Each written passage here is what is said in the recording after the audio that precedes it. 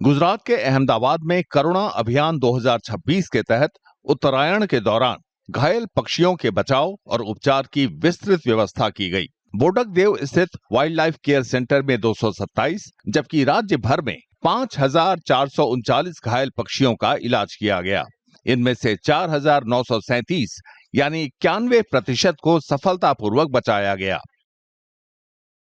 દર વર્ષે જેટલા પક્ષીઓ ઘાયલ થઈને ઉત્તરાયણના સમયગાળામાં આવતા હતા એના પ્રમાણમાં આ વર્ષે થોડાક ઓછા પ્રમાણમાં આવેલ છે, જે લોકોમાં અવેરનેસનું ઘણું મોટું કામ થયેલું છે કહી શકાય કે પબ્લિકની અંદર ઘણી બધી અવેરનેસ આવેલી છે અને પશુ પક્ષીને બચાવવા પાછળ તમામ અભિયાનો કાર્યરત છે એનો બહુ સરસ રીતે ફાયદો મળેલ છે।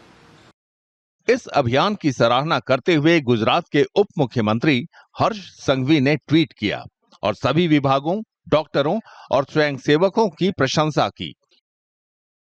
अधिकारियों के अनुसार इस वर्ष घायल पक्षियों की संख्या में कमी आई है, जो बढ़ती जागरूकता और खतरनाक चाइनीज मांझे से दूरी का परिणाम है।